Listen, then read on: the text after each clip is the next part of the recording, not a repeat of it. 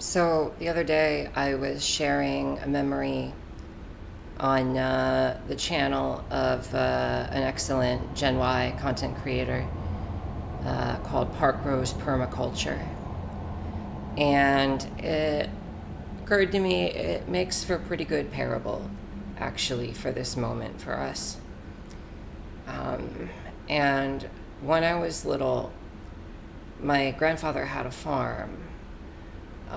And on the edge of this farm, kind of in a nebulous area, there was a road. It's a paved highway today, of course, but it's a road that had been there since colonial times. And basically, there's been different laws over the years about which land does the county own to build a road, and how much room can they get for a shoulder and yada yada, or a ditch. And so right at the edge where two pieces of property met, and the buffer property around the road that was considered public, whatever, it's right in that nebulous area that was a legal gray zone as to who controlled it. There sat this little church for zoning laws, because they didn't own the land. And getting it approved to have a proper structure with the foundation and all would have been a whole other rigmarole. This was just a freestanding wood building, because you see, this was a slave church. And before anyone guffaws, I mean what I say. I don't mean, it was a black church. I mean, this was a congregation that was first formed in a condition of involuntary servitude and had been together since, through the Reconstruction, the brief period of optimism, and then Jim Crow and all the horror that came after for another century, yada yada. And here in the late 20th century, this church still stood. And I don't know for a fact, because I have to reach back to my early memories here, but I believe it was probably the case, just based on what I do know. I suspect that the story went like this, that these folks had started a church and it had been burned down multiple times. Because the people that lived to the north of my grandfather's farm, when I was a child running around playing, he would always tell me, never go there. There's railroad tracks. Once you cross them, you must never go there. And, I didn't understand why. But suffice to say, I think it's likely that the guys in hoods who kept burning down said church or threatening them, lived over in that direction. And the farmhouse was halfway between there and where this church ended up being. And so, this had not always been my grandfather's land. He bought it. It had been uninhabited for a spell. But it used to be the fellow that lived there in the late 1800s, early 1900s, was actually the county judge. And so I think these folks, this congregation, were very clever, realizing their situation. They, it would make a judge look bad, a public official, to refuse permission for a church. And so, they put this freestanding wooden church on the edge of his land, where if someone was to come burn it down, then it would become virtually, they knew that, basically, they knew that no one would really consider anything done to former slaves a crime, but a crime against white people's property, that's another story. So basically, they were able to put their church in a position where if someone attacked it, it would become impossible for them to deny that they had the trespass across the land of the county judge to do it.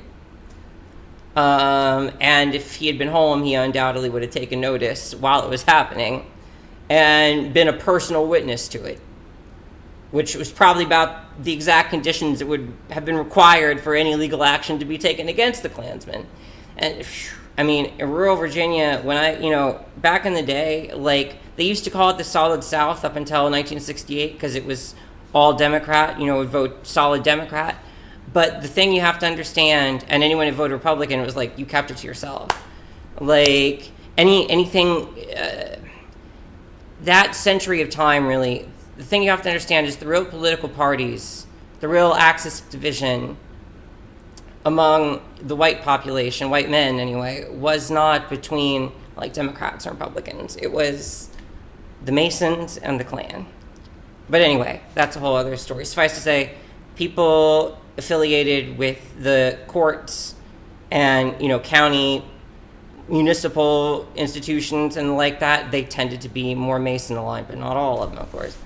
But Masons were more established with the upper crust of society, and the Klan painted itself as populist. But anyway, point being, that's why even still, when the Cold War ended, there stood this church, which for the whole time I knew it, I mean, it did not seem possible that this building was upright. It's not even like the Leaning Tower of Pisa or something where it's like, it looks sturdy and solid, but it's at an odd angle. No, this was twisted. That's, like, it's not even right to call it bent or crooked. Like, it was literally twisted. It was like the four corner posts of the building seemed as if they were at different orientations, and the whole thing twisted around, and like it did not seem possible that it could still be standing. But there it was. I would look every morning from the school bus, which would stop nearby, and just marvel that this structure could still possibly be intact. And I've since learned that actually it's not unusual that buildings, something that bends will take longer to break. So because it's a wood building, and the fact that it is actually giving way a little bit actually makes it possible, with a lucky roll to like that it'll stay upright longer. But there it is, this building with no solid foundation. And of course, when it was first built, the people that were building it didn't have two pennies to rub together. So there it stood. Eventually, at some point, the county put in a light pole. So there was an old-timey light there. And then they had, a chemical toilet, porta potty by the 90s. But you could still see, like, where the latrine pit used to be. And that wasn't uncommon where I grew up. It was uncommon, but it wasn't unusual. Households that still didn't have plumbing or electricity. Because you had stuff that goes back to colonial times, and like people would build houses without regard for like how close there was to the road, because utility lines weren't a thing yet. So, and it was the kind of place where like even poor people held land. So, it wasn't that unusual, but obviously the state of the building was. And I would marvel at it every morning that something that stood on dirt with no foundation, that was so obviously twisted and gnarled, could still be standing upright and not caving in. And the thing is, by about that time, the congregation, I gather that I don't know if they called himself reverend, pastor, preacher, but the leader of this congregation, it had been a hereditary thing, passed down from like his grandfather and yada yada back to when they were slaves. And he cared for his flock. He was a good reverend because, he understood there was nothing desirable about this state of affairs. And when they got up enough money, and more to the point, when they were able to find a piece of land that they could get, because this was back before it was frickin' impossible, unless you're a millionaire, they raised up enough money, and the pastor man is like, great, let's get ourselves a new church and finally get out of this unstable, unsafe, ramshackle mess. Well, his congregation resisted him. And of course, suffice to say, I don't need to even explain, the building should have been condemned a long time ago, but it wasn't, because the county officials didn't care if black folks got crushed to death.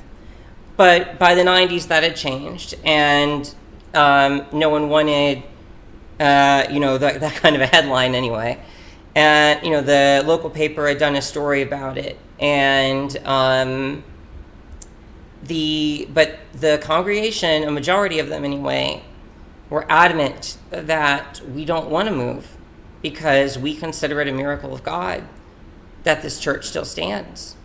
And, look what our ancestors did to establish it in spite of all odds and in face of violence and threats.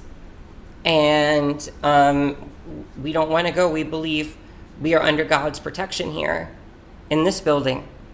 And it would be, heretical. It would be to besmirch his gift to leave and go to make a new church somewhere with toilets and electricity. And pastor guy, well, suffice to say, it had become known, it was the scuttlebutt of the county, that this dispute was going on where this reverend was trying to lead his congregation to do something that they obviously needed to do, but they were afraid to let go and had been convinced that the place that their ancestors had gone because of unsafety, because of very bad circumstances, they had allowed themselves to be convinced that it was some kind of blessing. And the county tried to get involved and say, oh, well, we might have to condemn the building and take it down. But they didn't, basically the congregation threatened to line up in front of it and yada, yada. And the county didn't want that kind of heat and said, all right, you fools, you suit yourselves. So it's no one was going to move them, but their leader did. He was a good reverend. Because I don't know how he got his hands on a bulldozer, but he did. And suffice to say, got up to go to school one morning, bus was over there, stops, all of a sudden, the Twisted Church isn't there anymore. And I guess at first, he had tried to claim that it was an accident, that he had been trying simply to move the church 10 feet back away from the road, because the way the county had been trying to move them was to say, well, we're this 2-lane road we have that has a lot of traffic doesn't have a proper shoulder. We just have a ditch next to it. And so we're going to be expanding this and putting in some turning lanes and putting in a proper shoulder. And so the county basically was taking, more land, their little buffer strip, to expand the road. And they were trying to use that as a pretense to roust these people out of this unsafe structure. And so he had originally tried to claim, well, I was just trying to do that myself with this bulldozer I found. And but suffice to say, the congregation didn't buy it correctly. And so the version of the story I remember hearing, and I am just going back to what my grandparents heard, and obviously, I was young at the time, so I could be remembering it accurately, but the way I hear it, the way I recall hearing it anyway. And by the way, if there is anyone from my home county who knows of what I speak and happens to have a picture of said church, I would love to see it, because it's such a vivid memory in my mind. But I never thought this is before digital cameras. This is back when the quick way to take a picture was those little disposable cameras with the single roll of film that you had to wind up in between each shot. But I never thought to do that, and it came down right around the time the internet came along, so probably no one has a digital picture of it. Unless they take, a one of an analog picture that already existed. But anyway, the way I heard it, basically, when the congregation confronted the reverend and told him that he had committed a grave sin or some wrong by tearing down this markedly unsafe and hazardous building that had been a desperate last refuge for their, great-grandparents, he pointedly said to them that, look, I try to be patient with y'all, but I have to speak to you now out of love, and y'all have lost your damn minds. there is nothing godly or noble about sitting in unsafe, unsanitary, sweltering conditions every Sunday to try to hear the word of the Lord. There's nothing good or enriching for us about emulating the suffering and privation of our enslaved ancestors when we are no longer enslaved and we can have better. And they are still kept trying to go back to, well, but it's God's will. God kept the church up. That's the only explanation that such a twisted church could still be standing. God must be holding it up. The only way it couldn't have come crumbling down is if God was holding it up. And finally, the pastor cries out, that church was not held up by a pact with God. That church was held up by a pact with a devil. And that was the God's honest truth. But they weren't ready to hear it. So the godly thing for him to do for the salvation of his flock, he did. And it would sure be good if we had more political leaders and more faith leaders who were prepared to do as much. Because what that requires is love for the people that you're leading.